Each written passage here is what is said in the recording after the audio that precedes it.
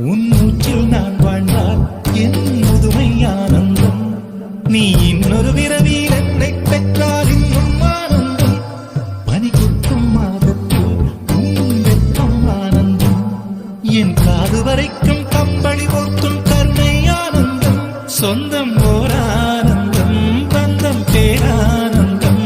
கண்ணே உன் விழியா பிறர் கழுதா கண்ணீரும் ஆனந்தம். ஆனந்த பச்சை கிளிகள்